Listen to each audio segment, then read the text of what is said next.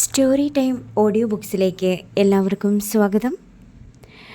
മെഴിവേലി ബാബുജി എഴുതിയ white hill. Tirupattur Inban tower lodge. ശ്രീകൃഷ്ണൻ്റെ പ്രതിമയിലേക്ക് തന്നെ നോക്കിയിരിക്കുകയായിരുന്നു DYSP യാസിർ അഹമ്മദ്. ഇതിനുള്ളിലും ഒരുപക്ഷെ കണ്ടേനെ വിലപ്പെട്ട എന്തെങ്കിലും കുമാരൻ്റെ കയ്യിലെ പ്രതിമയിലേതുപോലെ അയാൾ പറഞ്ഞു. പക്ഷേ അത് പിന്നെ ആരെടുക്കാനാണ് സർ? ആ പെങ്കൊച്ചോ? വിസ്മയ. സോളാർ ശങ്കർ പുരുകം ചുളിച്ചു. അങ്ങനെ തീർത്ത് പറഞ്ഞുകൂടാ. എന്നാൽ ഒരു സാധ്യത വയ്ക്കാം. അല്ലെങ്കിൽ മറ്റൊരു സാധ്യതയുമുണ്ട് സർ. നിക്സൺ പോൾ മുന്നോട്ടാഞ്ഞിരുന്നു. മറ്റുള്ളവരുടെ കണ്ണുകൾ അയാളിലെ ആയി. ചന്ദ്രശേഖരൻ മരിച്ചു കിടന്ന കാറിൽ നിന്നാണല്ലോ നമുക്കിതാദ്യം കിട്ടിയത്.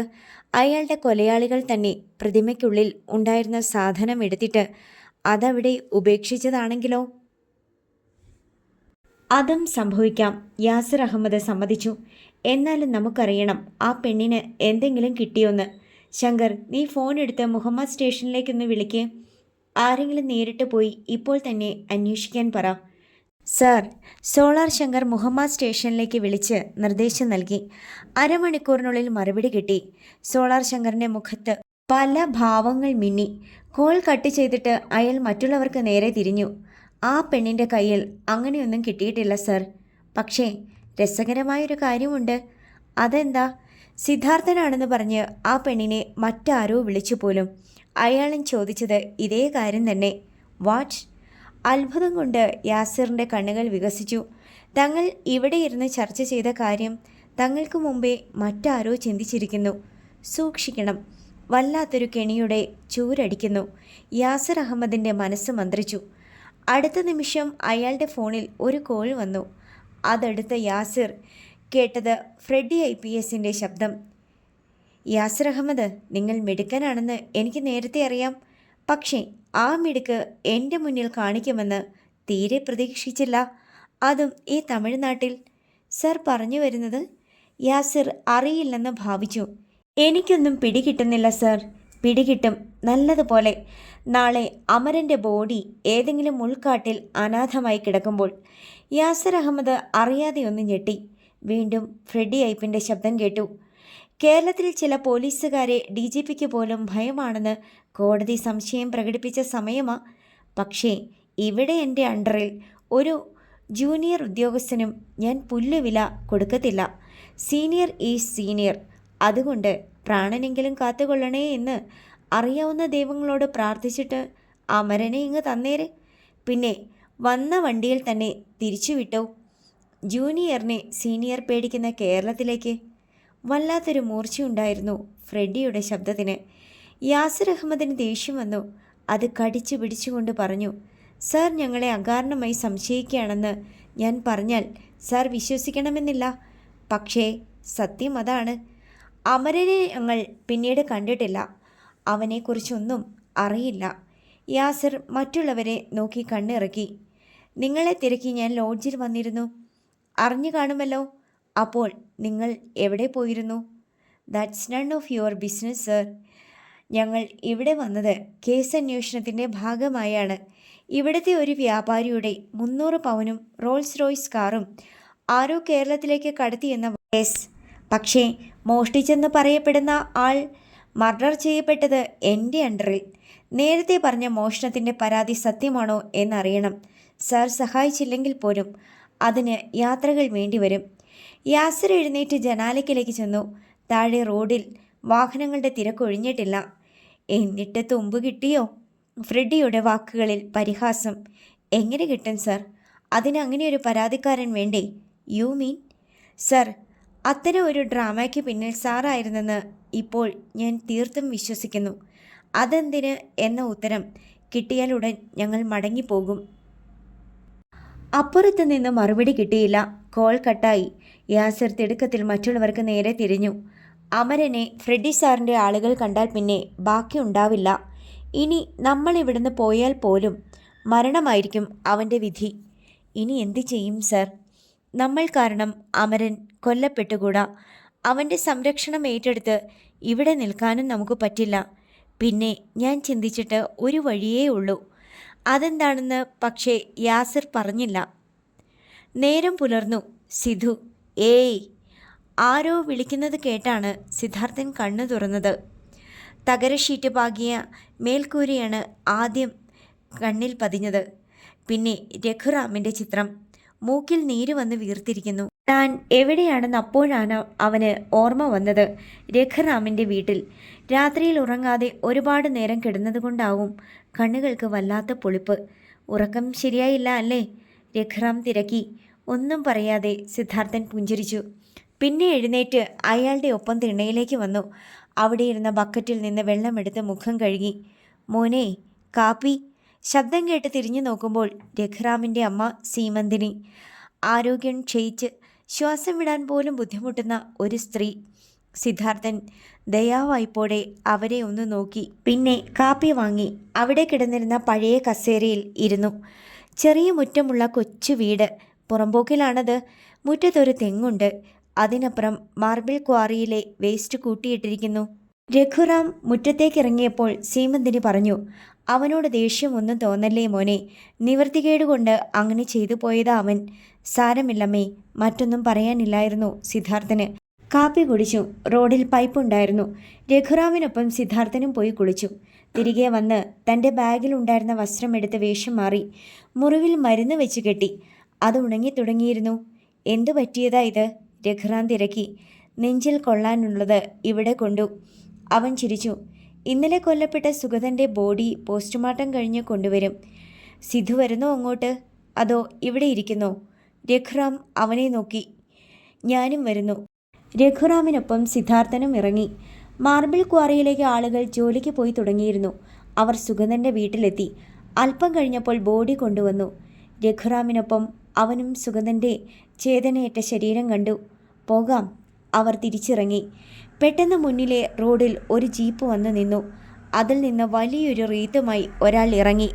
സിദ്ധാർത്ഥൻ കിടുങ്ങിപ്പോയി. പോലീസ് വാഹനങ്ങളുടെ വെളിച്ചത്തിൽ തണ്ണീർമുക്കം ബണ്ടിനരികിൽ വെച്ച് മിന്നൽ പോലെ കണ്ട കൊലയാളിയുടെ മുഖം. തൻ്റെ കയ്യിൽ ആയുധം കുത്തിയിറക്കിയവൻ റീത്തുമായി അയൽ മുന്നിലും മറ്റു 4 പേർ പിന്നിലുമായി എതിരെ വരികയാണ്. അവൻ്റെ നെഞ്ചിടിപ്പേറി. തലയ്ക്കുള്ളിൽ വല്ലാത്തൊരു പെരുപ്പുണ്ടായി. റീത്തുമായി വന്ന മനുഷ്യനും സിദ്ധാർത്ഥനെ കണ്ടു കഴിഞ്ഞു. 4 കണ്ണുകൾ ഒരു നിമിഷം കോർത്തു വലിച്ചു. തൻ്റെ നെഞ്ചിടിപ്പ് അടുത്ത് നിൽക്കുന്ന രഘുറാമിന് പോലും കേൾക്കാൻ കഴിയുമെന്ന് തോന്നി സിദ്ധാർത്ഥന്. റീത്തുമായി വന്നയാൾ അവനോടെന്തോ ചോദിക്കാൻ ഭാവിക്കുകയായിരുന്നു. പൊടുന്നനെ അസ്ത്രം പോലെ ചീറിയെത്തിയ ഒരു ലാൻഡ് റേഞ്ച് റോവർ റോഡിൽ ബ്രേക്കിട്ടു. റീത്തുമായി വന്നവനും സംഘവും തിരിഞ്ഞു നോക്കി. ഭവ്യമായ ഒരു ഭാവം അവരുടെ മുഖത്തുണ്ടായി. സിദ്ധാർത്ഥനും ആ വാഹനം ശ്രദ്ധിച്ചു. കറുത്ത നിറമുള്ള റേഞ്ച് റോവർ. സഞ്ചരിക്കാൻ റോഡ് വേണമെന്ന് നിർബന്ധമില്ലാത്ത കാർ. 3.5 കോടിയോളം രൂപ വരുന്ന വിദേശി. അതിൻ്റെ പിൻഡോർ തുറക്കപ്പെട്ടു. കറുത്ത പാൻസും 80,000 രൂപയോളം വില വരുന്ന ലോഡിനോ കാസിൻ കോഹ്ന ഷൂസും ധരിച്ച ഒരു കാൽ ആദ്യം സിദ്ധാർത്ഥൻ കണ്ടു. അതിന് പിന്നാലെ വെളുത്ത ഷർട്ടും കറുത്ത ഓവർകോട്ടും ചുവന്ന ടൈയും ധരിച്ച പ്രൗഢഗാംഭീര്യമുള്ള ഒരു യുവാവിൻ്റെ പൂർണ്ണ രൂപം നിവർന്നു. ഏറിയാൽ 25 വയസ്സ് വരും അവന്. ചില ഹിന്ദി സിനിമകളിലെ സുന്ദര വില്ലൻ്റെ ഭാവം. ക്ലീൻ ഷേവും കട്ടിയുള്ള പുരുകങ്ങളും വല്ലാതെ തിളങ്ങുന്ന കണ്ണുകൾ. പൊടുന്നനെ അവൻ്റെ ഇടം കയ്യിൽ കെട്ടിയിരുന്ന ആൻഡ്രോയിഡ് വാച്ച് ഫോൺ ശബ്ദിച്ചു. ക്യാമറയും മെമ്മറി കാർഡുകളുമുള്ള വാച്ച്, ടച്ച് കീപാഡും ഫോൺ പോലെ മെനുവും. അവൻ ബ്ലൂടൂത്ത് ഹെഡ്സെറ്റിലൂടെ അറ്റൻഡ് ചെയ്തു. സിദ്ധാർത്ഥൻ അതിലേക്ക് നോക്കി. 25,000 രൂപ വില വരുന്ന വൈഫൈ ഉപയോഗിക്കാൻ പറ്റുന്ന പുതിയ മോഡൽ വാച്ച്. ഇങ്ങോട്ട് പറഞ്ഞത് മാത്രം ശ്രദ്ധിച്ചിട്ട് അവൻ പറഞ്ഞു, I will send A message. തിടുക്കത്തിൽ അവൻ വാച്ചിലൂടെ തന്നെ ഒരു മെസ്സേജ് അയച്ചു. പിന്നെ റീത്തുമായി വന്നവൻ്റെ ഒപ്പമെത്തി. ഒന്നും പറയാതെ മുന്നിൽ കയറി നടന്നു. അവനെ കണ്ടതേ ആളുകൾ ഭയഭക്തി ബഹുമാനങ്ങളോടെ എഴുന്നേറ്റു. അതാരാ? സിദ്ധാർത്ഥൻ രഘുറാമിനോട് തിരക്കി. അതാണ് ചിന്ന മുതലാളി. അതായത് പെരിയോരുടെ മൂത്ത മകൻ. പേര് ഭൂപതി പാണ്ഡ്യൻ. രഘുവിനോട് പണം കൊടുക്കുവാൻ പറഞ്ഞവൻ അല്ലേ? സിദ്ധാർത്ഥൻ നെറ്റി ചൊളിച്ചു. അതെ.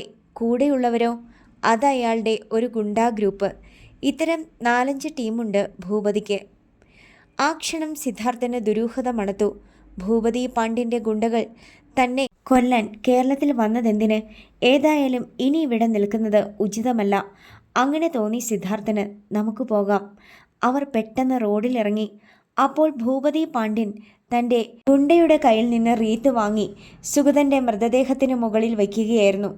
കാലുകൾ നഷ്ടമായ സുഗതൻ്റെ അച്ഛനും നിസ്സഹായയായ അമ്മയും അത് കണ്ട് വിങ്ങിപ്പൊട്ടി. അവരുടെ നെഞ്ചിനുള്ളിൽ ലാവ തിളയ്ക്കുകയാണ്. മകനെ പട്ടിയെപ്പോലെ നടുറോഡിലിട്ട് കൊല്ലിച്ചവൻ റീത്തുമായി വന്നിരിക്കുന്നു. ആ റീത്ത് വെച്ചാൽ സുഗതൻ്റെ ആത്മാവിന് പോലും ശാന്തി കിട്ടില്ല. കടന്നു പോടാ എന്ന് പറയണമെന്നുണ്ട്, പക്ഷേ പാടില്ലല്ലോ. നാവനക്കിയാൽ ഇനിയും ഇവിടെ ശവങ്ങൾ വീഴും. ഗുണ്ടാ നേതാവ് വേഗം മുറ്റത്തേക്ക് വന്ന് റോഡിലേക്ക് നോക്കി. എന്താടാ? കൂട്ടത്തിൽ ഒരാൾ സംശയത്തോടെ അടുത്തു വന്ന് തിരക്കി. ഒന്നുമില്ല, നമ്മൾ ഇങ്ങോട്ട് വന്നപ്പോൾ ഇവിടെ നിന്ന് പോയില്ലേ ചുവന്ന കല്ലുള്ള കമ്മൽ ധരിച്ച ഒരാൾ? അവനെ നേരത്തെ എവിടെയോ വെച്ച് കണ്ടിട്ടുള്ളതുപോലെ തോന്നി. ഏതായാലും ഇവിടെ അവൻ പുതിയതാ. എവിടെയെങ്കിലും പോയപ്പോൾ കണ്ടതാവും, അയാൾ പറഞ്ഞു. നേതാവ് അമർത്തി മൂളി. നമുക്ക് ജോസേട്ടൻ്റെ കടയിൽ ഒന്ന് കയറാം. അപ്പോൾ സിദ്ധാർത്ഥൻ രഘുറാമിനെയും കൊണ്ട് തിടുക്കത്തിൽ അങ്ങോട്ട് കയറുകയായിരുന്നു. ആ ഗുണ്ടയ്ക്ക് തന്നെ മനസ്സിലായി കാണില്ലെന്ന് അവന് തോന്നി. പോലീസ് ജീപ്പുകളുടെ വെളിച്ചത്തിൽ മിന്നൽ പോലെ തൻ്റെ മുഖമൊന്ന് കണ്ടിട്ടേയുള്ളല്ലോ. അല്ല, ആരിത്? ജോസ് ചിരിച്ചു. സിദ്ധാർത്ഥനും ചിരിച്ചെങ്കിലും കണ്ണുകൾ റോഡിലായിരുന്നു. അല്പം കഴിഞ്ഞപ്പോൾ റേഞ്ച് റോവറും പിന്നാലെ ഗുണ്ടകളുടെ ജീപ്പും പാഞ്ഞുപോയി. അപ്പോഴാണ് സിദ്ധാർത്ഥന് ശ്വാസം നേരെ വീണത്. Melur rural SP office. അസ്വസ്ഥനായിരുന്നു ഫ്രെഡി അയ്പ്. ഹാഫ് ഡോറിൽ മൃദുവായ മുട്ടൽ കേട്ടു. യെസ്, അയാൾ പറഞ്ഞു. ഒരു പോലീസുകാരൻ അകത്തേക്ക് വന്ന് അറ്റൻഷനായി. പിന്നെ ഒരു കടലാസ് പൊതി മേശപ്പുറത്ത് വെച്ചു. അയ്പ് പൊതി തുറന്നു. വാസന പുകയില ചേർത്ത മുറുക്കാൻ. പോലീസുകാരനോട് പൊയ്ക്കൊള്ളാൻ ആംഗ്യം കാണിച്ചിട്ട് അയാൾ മുറുക്കാനെടുത്ത് വായിലിട്ടു. 2-3 തവണ ചവച്ചപ്പോഴേക്കും സെൽഫോണിൽ ഒരു കോൾ വന്നു. അതിലെ നമ്പർ കണ്ടപ്പോൾ തന്നെ ഫ്രെഡി വിളറി. എങ്കിലും അറ്റൻഡ് ചെയ്തു. ഗുഡ് മോർണിംഗ് സാബ്. ആ, മോർണിംഗ്. അപ്പുറത്ത് നിന്ന് കുപ്പിച്ചില്ലുകൾ ഉടയുന്നത് പോലെയുള്ള സ്വരം. അവനെ കിട്ടിയോ?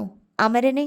ഇല്ല സാബ്, പക്ഷേ ഏതു മാളത്തിൽ അവന്മാർ അവനെ ഒളിപ്പിച്ചാലും ഞാൻ കുത്തിപ്പൊക്കും സാബ്.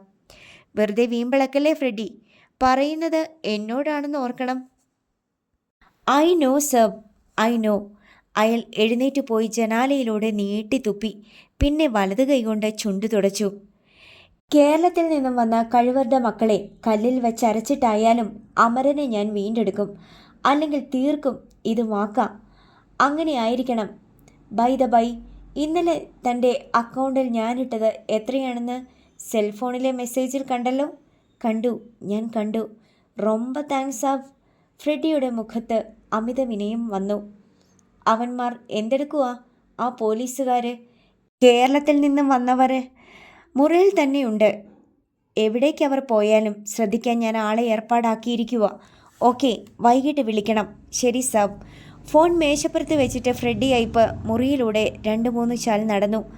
അമരനെ പിടികിട്ടിയില്ലെങ്കിൽ സാബ് വാക്കുമാറ്റും. തനിക്ക് കേരളത്തിലേക്ക് മടങ്ങേണ്ടി വരും. ഒന്നുകിൽ ലീവ് എടുത്തിട്ട്, അല്ലെങ്കിൽ റിസൈൻ ചെയ്തിട്ട്. അങ്ങനെ ഓർത്തപ്പോൾ ഫ്രെഡി ഒന്ന് നടുങ്ങി. തൊപ്പിയില്ലാത്ത പോലീസ് ഉദ്യോഗസ്ഥന് പുല്ലിൻ്റെ വില പോലും കിട്ടില്ല. മാത്രമല്ല, താൻ എവിടെ പോയി ഒളിച്ചാലും സാബിൻ്റെ ആളുകൾ തേടിയെത്തും, തന്നെ നശിപ്പിച്ചു കളയാൻ. പെട്ടെന്ന് അയാളുടെ ഫോൺ വീണ്ടും ഇരമ്പി. എന്താടോ? ഫ്രെഡി അതെടുത്തിട്ട് തിരക്കി. സർ, കേരള പോലീസ് അണ്ണെത്തും റൂം വിട്ട് പോയിട്ടാങ്കേ. മറുതലക്കിൽ നിന്ന് ശബ്ദം. എങ്കിൽ പിന്നാലെ വിട്ടോ. അവർ എവിടെയൊക്കെ പോകുന്നു, ആരെയൊക്കെ കാണുന്നു, ഒക്കെ കൃത്യം അറിയണം. അപ്പോൾ എന്നെ അറിയിക്കുകയും വേണം സർ. എന്നാൽ 10 മിനിറ്റ് കഴിഞ്ഞതും ഫോൺ വീണ്ടും വന്നു. സർ, അവർ എந்த பக்கம் போயிட்டாங்கன்னு தெரிய கண்டுபிடிக்க முடியலை. அவங்க வண்டிக்கு பின்னாடி உங்களுக்கு தெரியாமே சிவகங்கா ரோடு வழி பிന്തുടർന്നேன். ആണാ ഒരു ഓട്ടോ കുറുക്കേ വന്ന് ഏൻ വണ്ടിയിൽ മോദിയിച്ച്. അതിനാൽ അവങ്ക മുഴുവൻ കേൾക്കാതെ ഫ്രെഡി അയ്പ് അലറി. റാസ്കൽ, വായ് മൂടടാ. തപ്പി കണ്ടുപിടിക്കണം ഉടൻ, അല്ലെങ്കിൽ. കോപം നിയന്ത്രിക്കാനാവാതെ അയാൾ മേശയിൽ കൈ ചുരുട്ടിയിടിച്ചു. തണ്ണീർമുക്കം. രാവിലെ 8 മണിയായപ്പോൾ തങ്കച്ചനും ബിജുവും സിദ്ധാർത്ഥൻ്റെ വീട്ടിലെത്തി. ശുക്രൻ കാത്തിരിക്കുകയായിരുന്നു. വായിച്ചുകൊണ്ടിരുന്ന പത്രം നാലായി മടക്കി ടീപ്പോയിലിട്ടിട്ട് അയാൾ തിരക്കി. എത്ര പേർ കാണും നമ്മുടെ കൂടെ? ബിജുവും തങ്കച്ചനും സിറ്റൗട്ടിലേക്ക് കയറി. 50 പേരോളം വരും. പോരെ? മതി, അത് തന്നെ ധാരാളം. പിന്നെ ഞാൻ പറഞ്ഞ സാധനങ്ങൾ? അതൊക്കെ തങ്കച്ചൻ്റെ ഏർപ്പാടാ. ബിജു അവനെ നോക്കി. തങ്കച്ചൻ മുന്നോട്ട് നീങ്ങി നിന്നു. കൃത്യം 9:30 എല്ലാം അങ്ങെത്തും. ഒരു പെട്ടി ഓട്ടോയിൽ മതി. ശുക്രൻ സംതൃപ്തിയോടെ തലതടവി. അയാളുടെ കണ്ണുകളിൽ കുസൃതി നിറഞ്ഞ ഒരു ചിരി തങ്ങി നിന്നിരുന്നു. കമലം വാതിൽക്കലെത്തി. എന്തൊക്കെയാ ബിജു പദ്ധതി? ശുക്രേട്ടനോട് ചോദിച്ചിട്ട് ഒന്നും പറയുന്നില്ല. അവർ എല്ലാവരെയും ശ്രദ്ധിച്ചു. വാസ്തവത്തിൽ അതേക്കുറിച്ച് ഞങ്ങൾക്ക് കാര്യമായ പിടിയില്ല ആൻറ്റി. ബിജു കൈ മലർത്തി. രാധികയും കാജലും അങ്ങോട്ട് വന്നു. ഞങ്ങൾ വരണോ അങ്കിളെ? അവർക്ക് സങ്കോചം. പിന്നെ വേണം.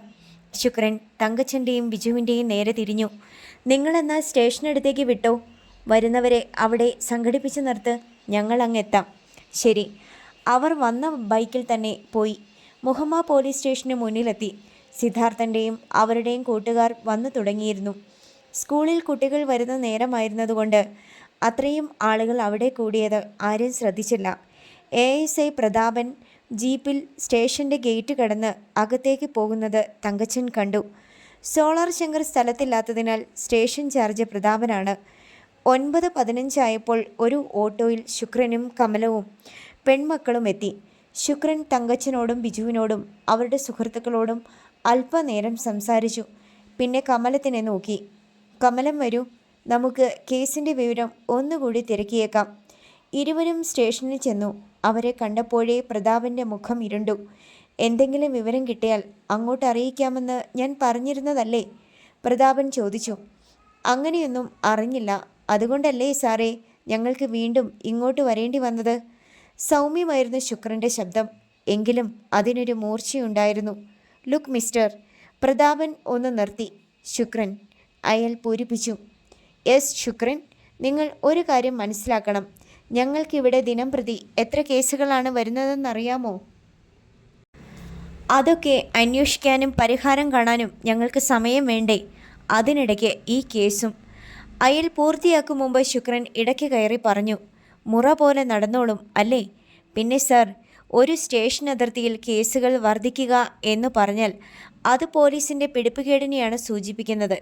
പ്രതാപൻ്റെ മുഖം മുറുകി. ഇപ്പോൾ നിങ്ങൾക്ക് എന്ത് വേണം? ഞങ്ങൾ തന്ന പരാതി എന്തായി എന്നറിയണം. ഒന്നുമായിട്ടില്ല. പോരെ? പോരല്ലോ സാറേ. ശുക്രൻ്റെ ശബ്ദത്തിൽ നേരിയ മാറ്റം വന്നു. ഞങ്ങൾ നൽകുന്ന നികുതി പണം കൊണ്ട് ശമ്പളം പറ്റുന്ന നിങ്ങൾക്ക് ഞങ്ങളുടെ ജീവനും സ്വത്തിനും സംരക്ഷണം നൽകേണ്ട ചുമതലയുണ്ട് എന്ന് ഞാൻ പറഞ്ഞാൽ അത് കേട്ടു പഴകിയ ഡയലോഗായി പോകും. അതുകൊണ്ട് ഞാൻ വാക്കുകൾ ഒന്ന് മാറ്റിപ്പിടിക്കാം. ഞങ്ങൾ തന്ന പരാതിയിൽ നിങ്ങൾ സ്വീകരിച്ച നടപടികൾ എന്തൊക്കെ? അന്വേഷണത്തിൻ്റെ പുരോഗതി എവിടെയെത്തി? തുടങ്ങിയ കാര്യങ്ങൾ വ്യക്തമായി പറഞ്ഞു തരാനുള്ള ബാധ്യത നിങ്ങൾക്കുണ്ട്. രംഗം വഷളാകുകയാണെന്ന് തോന്നിയ മറ്റു പോലീസുകാരും അടുത്തേക്ക് വന്നു. പ്രതാപൻ്റെ മുഖം വല്ലാതെ ചുവന്നു. ശബ്ദവും പ്രയോഗങ്ങളും മാറി. പറഞ്ഞു തരാൻ എനിക്ക് മനസ്സില്ലെങ്കിലോ? അയാൾ കൈ ചൂണ്ടി. താൻ പോകുന്നുണ്ടോ അതോ? ശുക്രൻ പക്ഷേ പതറിയില്ല. മുഖത്തെ പുഞ്ചിരി മാഞ്ഞുമില്ല. എന്നാൽ കമലത്തിന് പരിഭ്രമം തോന്നി. എന്താ ഞാൻ ചെയ്യേണ്ടത്? കാവ്യയുടെ നിറം വസ്ത്രത്തിന് മാത്രമല്ല മനസ്സിലും കയറിപ്പോയി. ശാന്തിയാണ് എന്തിൻ്റെയും അവസാന വാക്കെന്ന് പഠിച്ചുപോയി. ശുക്രൻ തല വെട്ടിച്ചു. അല്ലെങ്കിലോടോ? കസേര പിന്നോട്ട് തള്ളി പ്രതാപൻ ചാടി എഴുന്നേറ്റു. അല്ലെങ്കിലോ? ശുക്രൻ്റെ കണ്ണുകൾ ചുവന്നു. സമയം കിട്ടുമ്പോൾ നിങ്ങൾ ഈ സ്റ്റേഷനിലെ പൊടി പിടിച്ച റെക്കോർഡ് റൂമിലൊന്ന് കയറണം.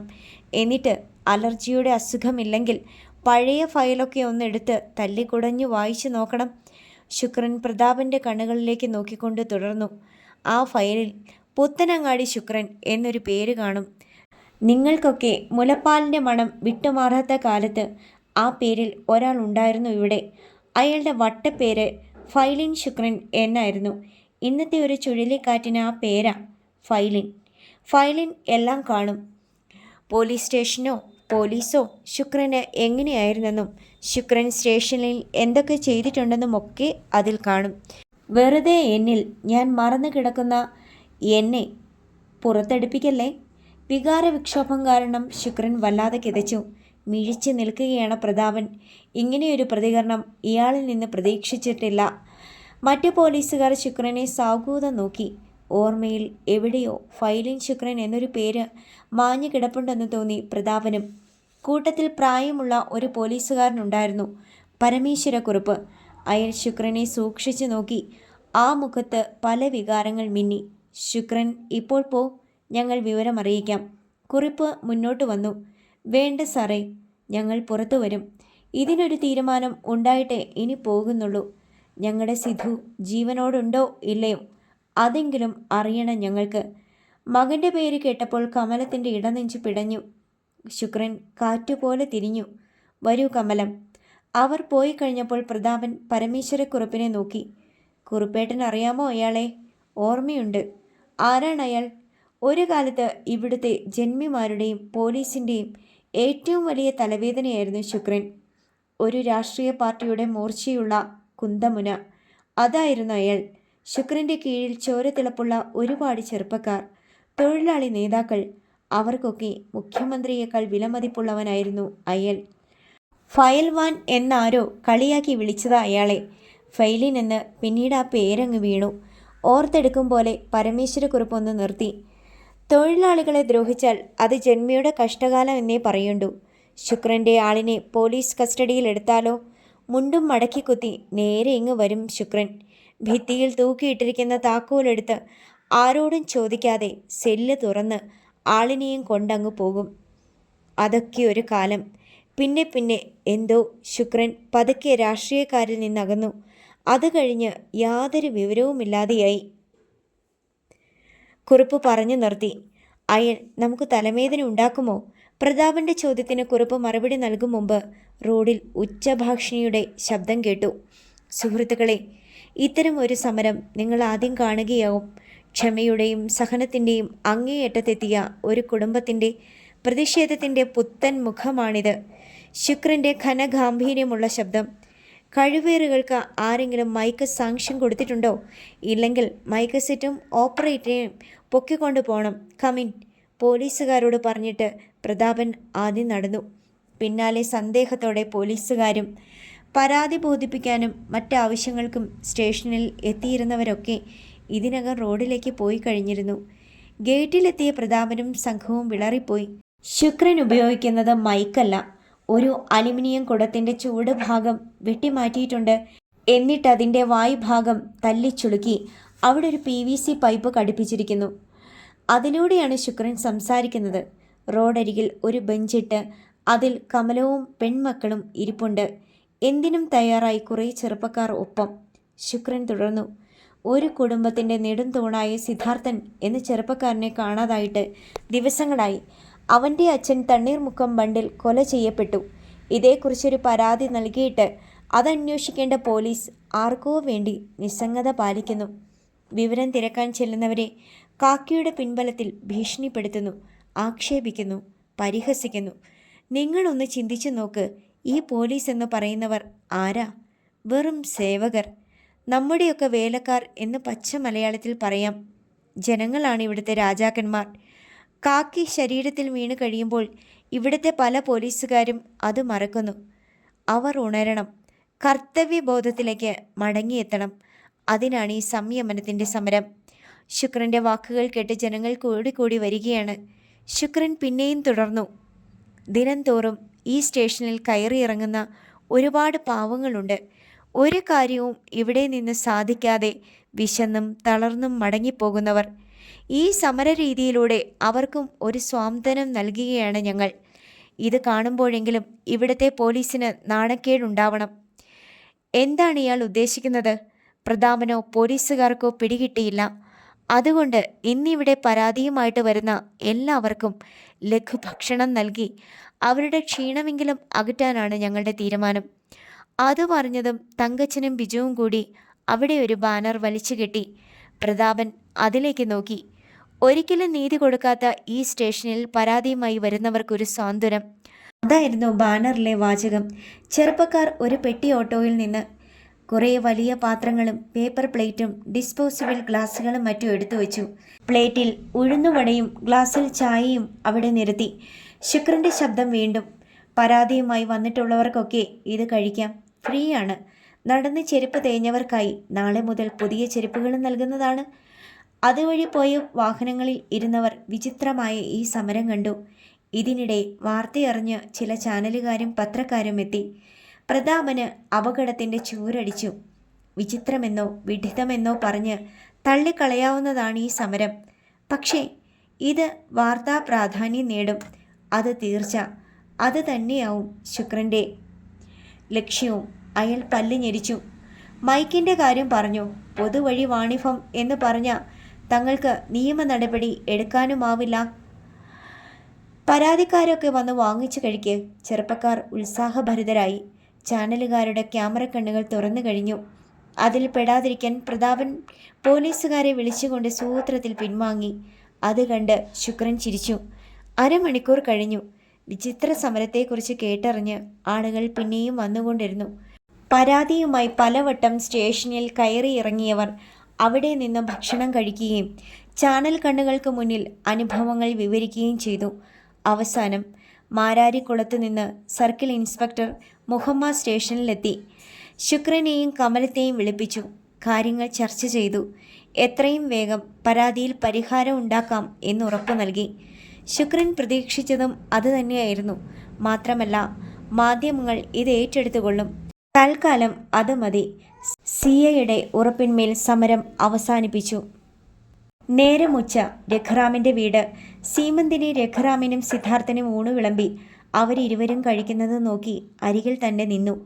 യാന്ത്രികമായാണ് സിദ്ധാർത്ഥൻ കഴിച്ചത്. അവൻ്റെ മനസ്സ് ഇവിടെ എങ്ങുമല്ലെന്ന് തോന്നി സീമന്തിനിക്കും രഘുറാമിനും. ഏയ്! രഘുറാം അവൻ്റെ തോളിൽ തട്ടി. പണത്തെക്കുറിച്ചാണോ ഓർക്കുന്നത്? അല്ല, അതിപ്പോൾ എൻ്റെ മനസ്സിലേ ഇല്ല. സിദ്ധാർത്ഥൻ പുഞ്ചിരിച്ചു. നീ അതോർത്ത് വിഷമിക്കണ്ട. രഘുറാമും അവനും ഇപ്പോൾ അടുത്ത സുഹൃത്തുക്കളായി കഴിഞ്ഞു. ഗ്ലാസ് ഉയർത്തി അല്പം വെള്ളം കുടിച്ചിട്ട് സിദ്ധാർത്ഥൻ തുടർന്നു. ഞാൻ മറ്റൊന്നാ ഓർത്തത്.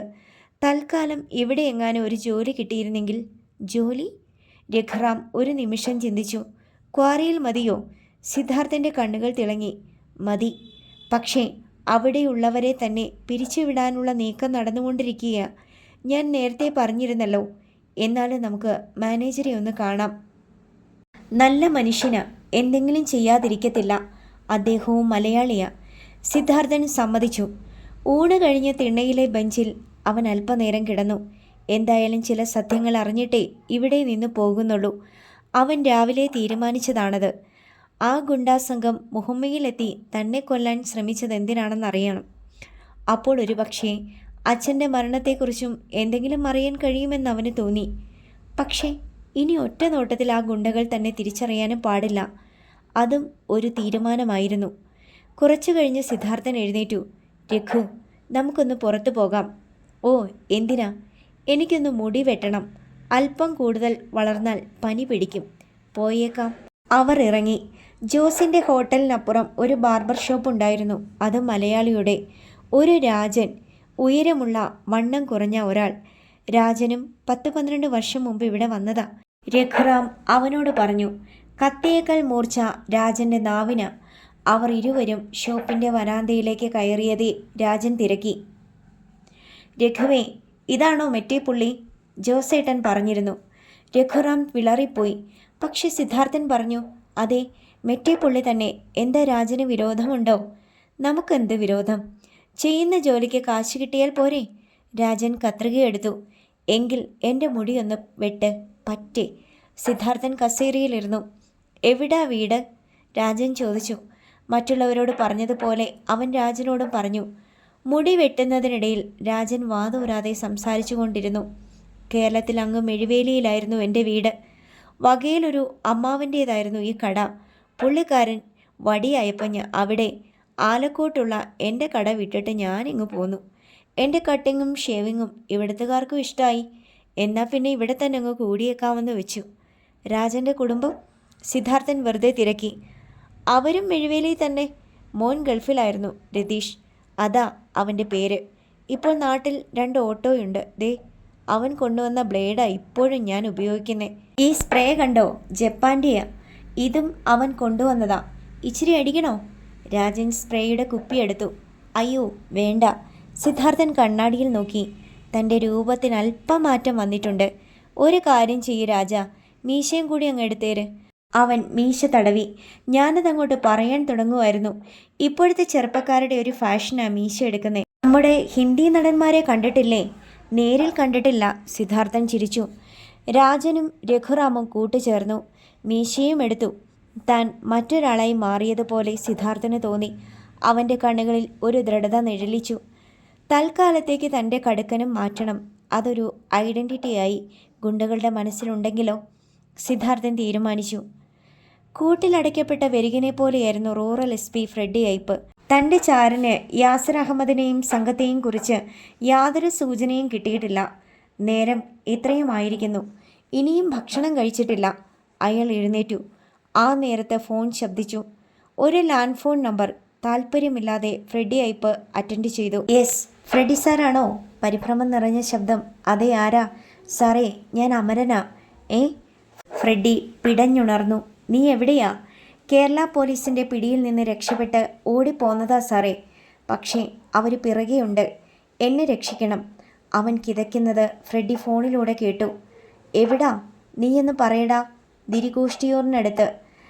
അമരൻ സ്ഥലം പറഞ്ഞു. ഇവിടെ ഒരു വാഴത്തോപ്പിലാ. നീ അവർക്ക് പിടികൊടുക്കാതെ അവിടെ തന്നെ നിൽക്ക്.